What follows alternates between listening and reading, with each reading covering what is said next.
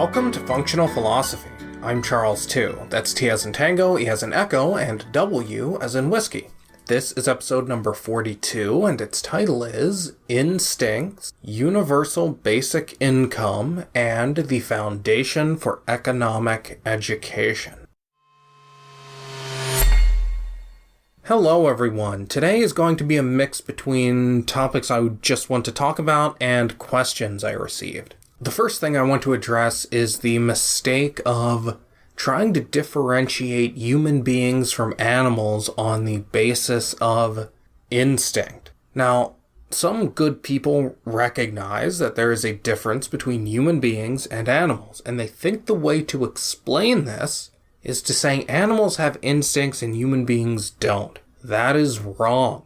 Human beings do not have instincts. That much is true, but neither do animals. Instincts designates a form of automatic knowledge. There is no such thing. Human beings definitely don't have automatic knowledge. We don't know automatically how to build skyscrapers.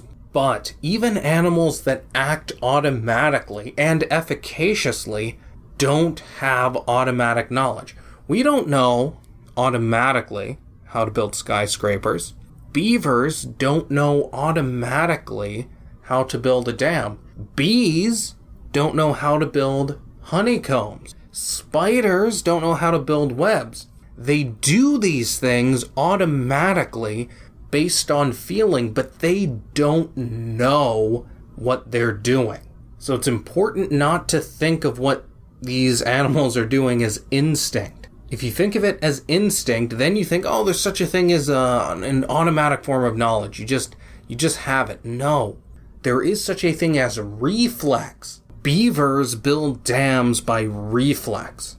They just have concrete stimuli and they react. They don't know what they're doing. They're just reacting.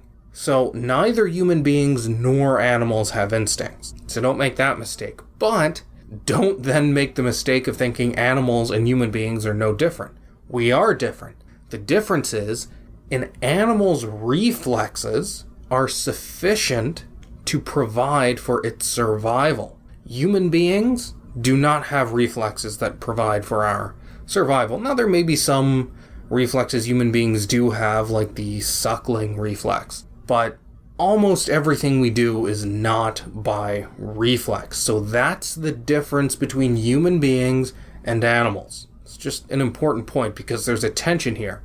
People who want to defend that human beings really are different from animals do so by endorsing the myth of instinct. No such thing as instincts, even for animals, but human beings are different from animals because their reflexes are all they have, and that's sufficient for them. It's not the case with human beings. Now, the first question I got today was, what do you think of the idea of universal basic income? And he says, if we use what structure we have in place, as wrong as I personally feel that is, we have the capability of giving all the citizens of the US around $11,000 a year.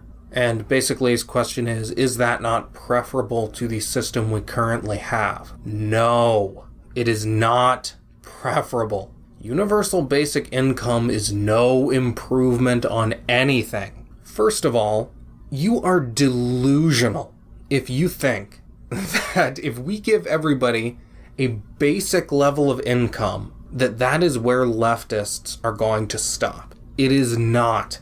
The implicit altruism of universal basic income means it is going to expand. Do you really think that the kind of people who advocate universal basic income are going to sit around and be totally fine with the fact that some people mismanage their $11,000 a year and still can't survive off of it?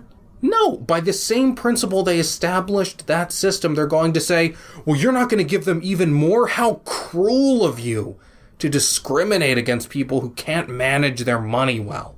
The principle implicit there means it will never end. All universal basic income will do is give the government more power to tax and redistribute. That's all it will do. It will be like the income tax. It's not going to replace anything. It's just going to mean more expropriation.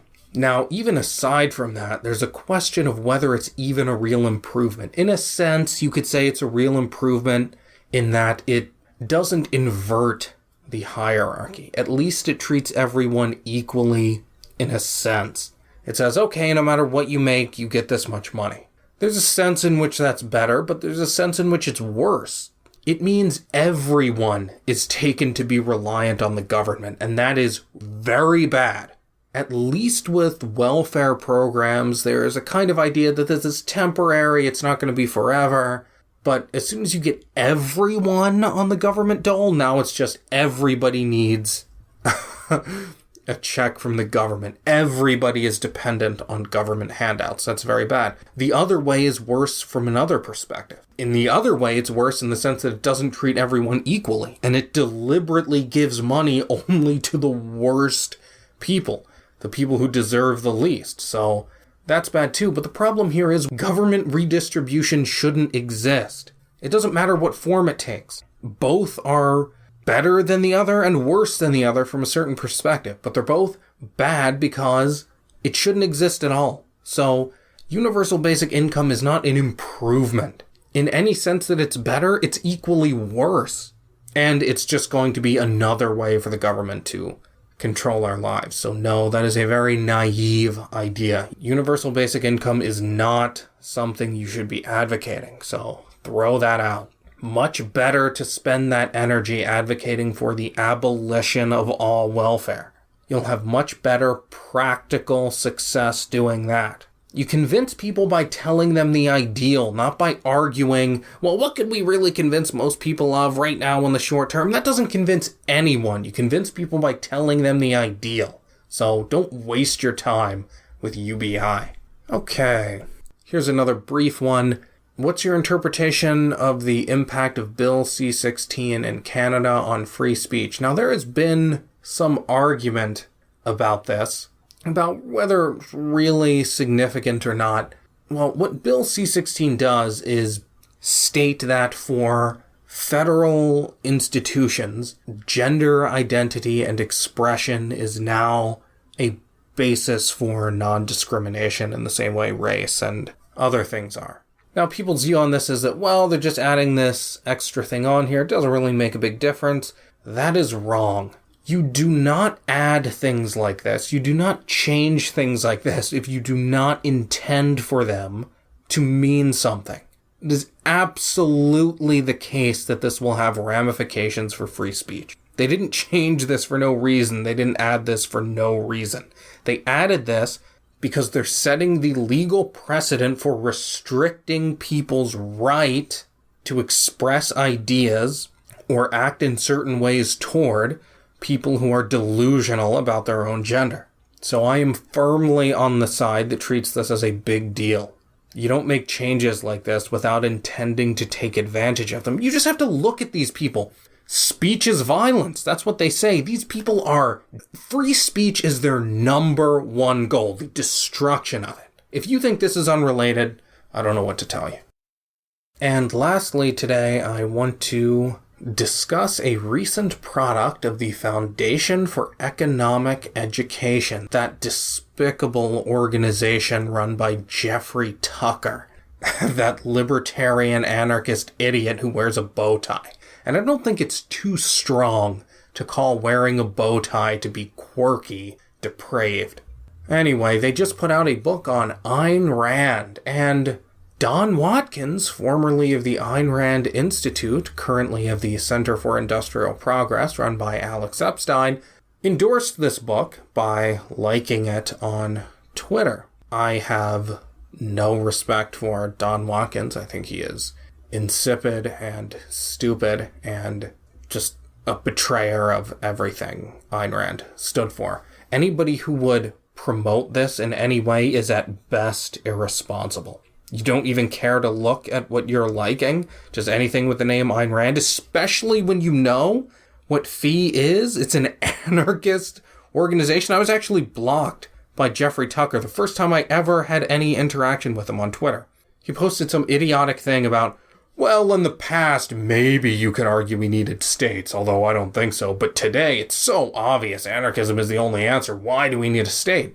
And I just responded to him politely saying, well, we need a state because that's the only way of making the protection of rights objective. And he just blocked me immediately. I did not say anything rude. I just simply, straightforwardly answered his question, and he blocked me. Now, I thought he was an idiot long before that, but there's another piece of evidence for that.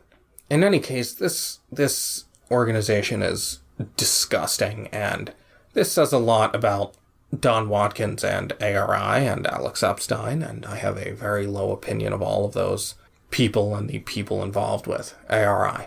So at best, it's irresponsible. At worst, he knew what this thing says. First of all, this includes essays by Matthew Sciabara, who was affiliated with the Journal of Ayn Rand Studies, which has promoted such ideas as that Howard Roark was a secret lesbian, to give you some taste of the nihilistic inclination of that thing.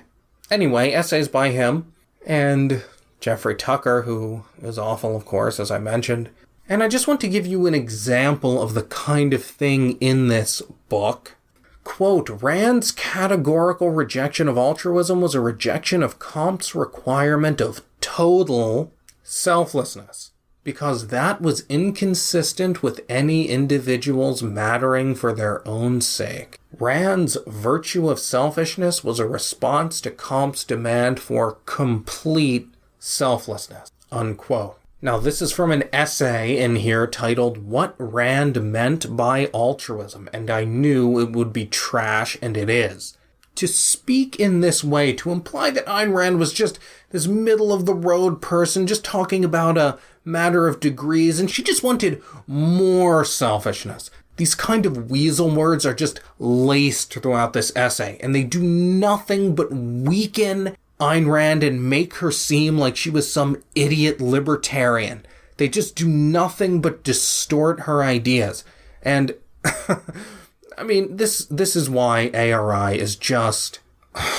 the fact that anyone associated with them would like this kind of thing, would promote it on Twitter. As I say, it's irresponsible at best.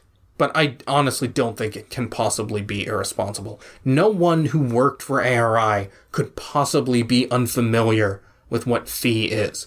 I mean, it is too enraging to discuss, so I will stop discussing it.